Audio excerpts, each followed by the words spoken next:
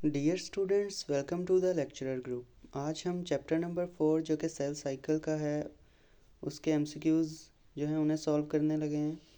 हमने एक series start की थी जो कि न्यू बुक है आपकी 2025 की, उसके एक्सरसाइज के सॉल्यूशन के बारे में थी। तो उसी के जो है वो एक पार्ट है ये। आज चैप्टर नंबर 4 है, उसके एमसीक्यूज़ हम सॉल्व करेंगे। तो स्टार्ट करते हैं एमसीक्यू नंबर 1 से। In which phase of cell cycle maximum growth occur in cell. Cell cycle के किस फेज़ में जो है मैक्सिमम ग्रोथ होती है सेल के अंदर, तो वो है G1 फेज़। इसी तरह अगर हम देखें एमसीक्यू नंबर 2 को, तो इसमें पूछा गया है in which phase of cell cycle the chromosome duplicate.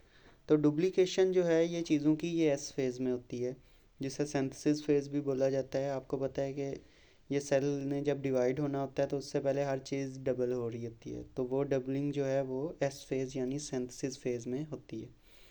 अब हम अगर एमसीक्यू नंबर 3 को देखें तो इसमें पूछा गया है eight which stage of mitosis chromosome line up in the centre. तो जो सेंटर पे क्रोमोसोम लाइन अप होते हैं, फिर सेंट्रियोल से जो है वो डिफरेंट स्पिंडल फाइबर्स और क्नाइटोकोर फाइबर्स वगैरह अटैच होती हैं क्रोमोसोम्स के सेंट्रोमेयर के साथ। तो ये वाला जो सारा स्ट्रक्चर बनता है इसे मेटाफेज़ बोलते हैं, मेटाफेज़ प्लेट भी बोला जाता है। तो ये किस फेज़ में आ रहा है? मेटाफेज़ में। तो इसका जो ऑप्शन है बी मेटाफेज़, ये करेक्ट है। अगर हम MCQ 4 को देखें तो इसमें पूछा गया है if you observe a cell in which nuclear membrane is reforming around two sets of chromosome which stage of cell is this. अब टू सेट्स ऑफ क्रोमोसोम जो हैं वो और रीफॉर्मिंग है, इट्स मीन जो माइटोसिस है वो तकरीबन कंप्लीट हो चुकी है और ये लास्ट स्टेप ही बनता है टीलोफेज़। टीलोफेज़ के अंदर जो है वो दोबारा से जो है वो रीफॉर्मिंग हो रही होती है सेल मेम्ब्रेन वगैरह की, न्यूक्लियर मेम्ब्रेन वगैरह की, सॉरी न्यूक्लियर मेम्ब्रेन की, सेल मेम्ब्रेन की नहीं। और ये अगर आपको मैंने वैसे ये बताया भी हुआ है कि टीलोफेज़ जो है वो प्रोफेज़ का बिल्कुल उलट है। प्रोफेज़ में जो क्रोमोसोम कंडेंस हो रहे होते हैं, न्यूक्लियोलस डिसअपेयर हो रहा होता है और न्यूक्लियर मेम्ब्रेन ब्रेक ऑफ हो रही होती है, उसी का ही ये उलट स्टेप आते हैं टीलोफेज़ के अंदर। एमसीक्यू नंबर 5 में अगर देखें तो how does the centrosome contribute to mitosis. तो सेंट्रोसोम का जो काम होता है माइटोसिस के दौरान वो ये होता है कि ये माइटोटिक स्पिंडल की फॉर्मेशन करता है, सिंथेसिस करता है। तो ये हमारे हो गए पहले 5 एमसीक्यू। अब हम 6th एमसीक्यू की तरफ चलते हैं। एमसीक्यू नंबर 6 जो है इसमें पूछा गया है centrosome make mitotic spindle in.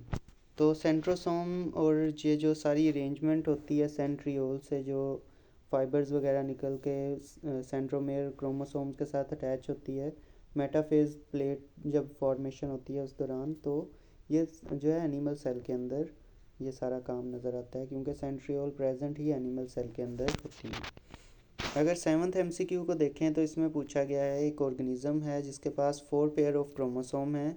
After meiosis 1 how many chromosome and chromatid will be present in each daughter cell.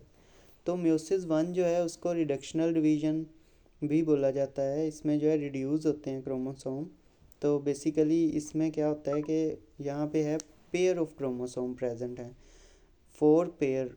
तो 4 पेयर का हाफ क्या होगा? 4 क्रोमोसोम।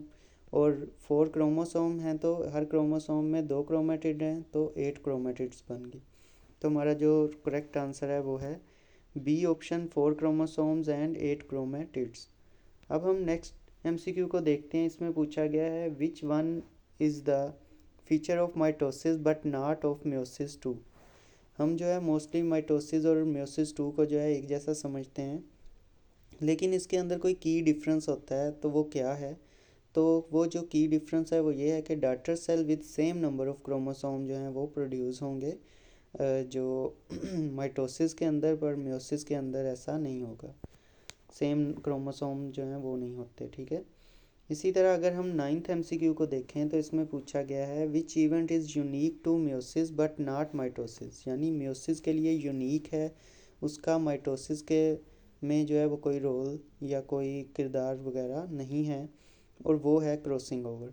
क्रॉसिंग ओवर वो की इवेंट है जिसकी वजह से वेरिएशंस आती हैं, और मियोसिस जो है उसका सबसे बड़ा बेनिफिट ही हमें क्या है कि इससे वेरिएशन आती हैं, चेंजेस आते हैं। जबकि माइटोसिस जो है उसमें तो क्रिप्टो कॉपी यानी कि एग्जैक्ट कॉपी बन जाती है। तो ये क्रॉसिंग ओवर जो है ये ही मियोसिस को माइटोसिस से ज़्यादा यूनिक करता है कि इसमें जो है वेरिएशंस अकर होने के चांसेस बढ़ जाते हैं। 10th एमसीक्यू को अगर हम देखें तो why is meiosis two necessary after meiosis one. Meiosis two necessary क्यों होती है मियोसिस वन के बाद? तो ये इसका ये बेस्ट आंसर है कि टू सेपरेट सिस्टर क्रोमेटिड्स, और बेसिकली रिड्यूस करना है क्रोमोसोम नंबर को भी। तो अगर सेपरेट नहीं करेंगे सिस्टर क्रोमेटिड्स को तो रिड्यूस भी नहीं होंगे क्रोमोसोम नंबर। तो इन दोनों में जो है वो मुझे बेस्ट जो है वो सेपरेट सिस्टर क्रोमेटिड्स लग रहा था, ताकि जो क्रोमोसोम के नंबर हैं वो रिड्यूस हो सकें। तो ये रिडक्शन जो है क्रोमोसोम्स की वो तो म्यूसिस वन में ही हो जाती है, ठीक है, रिड्यूस हो जाते हैं क्रोमोसोम क्योंकि म्यूसिस वन जो है रिडक्शनल डिवीजन है। तो म्यूसिस टू में बेसिकली सेपरेट होती हैं सिस्टर क्रोमेटिड्स। तो अब हम चलते हैं जी नेक्स्ट एमसीक्यू की तरफ। जी सॉरी, यही हमारा लास्ट एमसीक्यू था। तो अब हम जो है वो नेक्स्ट एक्सरसाइज के साथ आपकी खिदमत में हाजिर होंगे। तब तक के लिए इजाज़त दीजिए और वीडियो को लाइक शेयर और चैनल को सब्सक्राइब ज़रूर कीजिएगा ताकि आपको बाकी वीडियोस भी जो हैं और नोट्स जो हैं वो मिलते रहें।